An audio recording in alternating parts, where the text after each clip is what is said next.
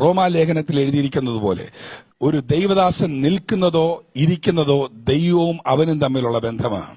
പരിഹാസയുടെ ആത്മാവിനെ നിന്റെ അകത്ത് ഒരിക്കലും അനുവദിക്കരുത്. പ്രത്യേകിച്ച് കേരളത്തിന്റെ മണ്ണിൽ ഈ പരിഹാസം എന്ന് പറയുന്ന ഒരു കൃപ എങ്ങനോ ചർച്ച സംഘം ഏറ്റെടുത്തിരിക്കുക. ഇത് കൃപയല്ല, ഇത് അശുദ്ധാത്മാവ, ഇത് ദൈവാത്മാവല്ല. പരിഹാസം ദൈവഹിതത്തിൽപ്പെട്ടതല്ല. ചില ഭൂതങ്ങൾ അഭിഷേകത്തിനകത്ത് അലറി വിട്ടുപോകുന്ന ഞാൻ കണ്ടിട്ടുണ്ട്. മറ്റു ചില ഭൂതങ്ങൾ പ്രത്യേകിച്ച് പെന്തിക്കോസുകാരുടെ ഇടയിൽ ജനറൽ ബോഡിക്ക് വെളിപ്പെടത്തുള്ളൂ, അത് പോത്തുമില്ല. അതൊരു വല്ലാത്ത ഭൂതമാ. ഇത് ഒരിക്കലും നമ്മുടെ ജീവിതത്തിൽ അനുവദിക്കരുത്. ഹല്ലേലൂയ. നമ്മൾ ചർച്ച് പണിയുന്നവരായിരിക്കണം. നമ്മൾ നീതീകരിക്കപ്പെട്ടവരാ. നമ്മുടെ പ്രവൃത്തികൾ കൊണ്ടല്ല, അവൻ കാൽവറിയിൽ നമുക്ക് തന്ന നീതിയുടെ വസ്ത്രമാണ്. It's A gift of righteousness.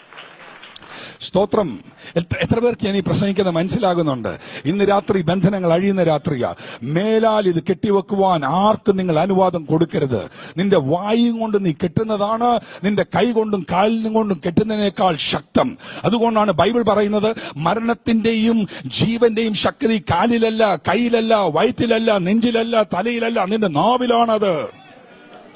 അതുകൊണ്ട് പരിഹാസത്തിന്റെ ആത്മാവ് നമ്മുടെ ജീവിതത്തിൽ അനുവദിക്കരുത്. ഹല്ലേലൂയ. കൂട്ടു സഹോദരന് വിരോധമായി, കൂട്ടു സഹോദരിക്ക് പരിഹാസത്തിന്റെ പരിപാടി വേണ്ട.